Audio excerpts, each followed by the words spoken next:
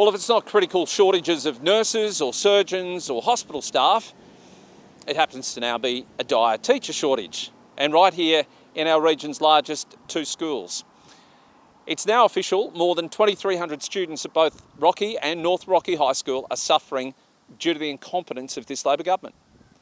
Now, both schools have been named by the Queensland Teachers Union and the Courier Mail as having vacancies in multiple classes like English, history, maths, science, chemistry and a raft of other subjects. All up, there are 18 vacant positions, including a deputy principal role here at North Rocky High. Now, I'm not too worried about the absence of a Japanese teacher, but what parents should be concerned about is the lack of maths and English teachers. Both subjects are fundamental building blocks to any good education and future job prospects in this country. Now, in total, 8,646 teachers and 3,729 teachers' aides have quit the failing Queensland education system under this Labor government. And the sad reality is that schools can't replace them quickly enough. Morale is waning within the teaching industry, and you only have to ask people who are in it, they'll tell you quite honestly.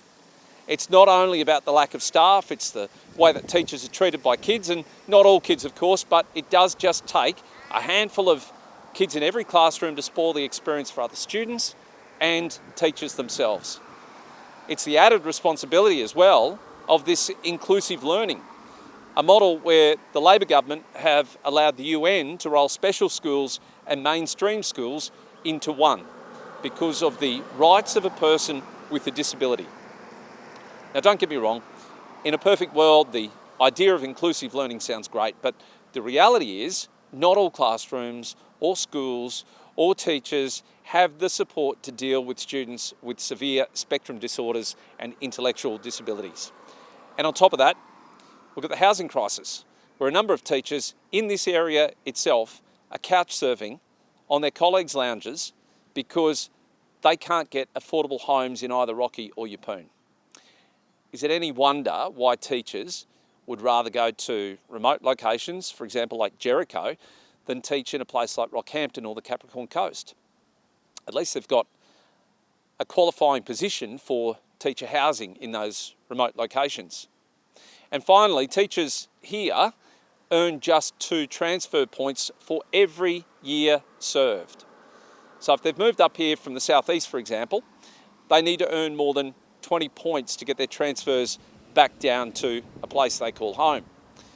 And the problem with that is that after 10 years, teachers lose the points they earned in the first year. So effectively, they can never earn more than 20 points by working in Rocky or the Capricorn Coast. And that rule applies as well for regions like Cairns, Townsville, Mackay, Gladstone and other locations up and down the east coast.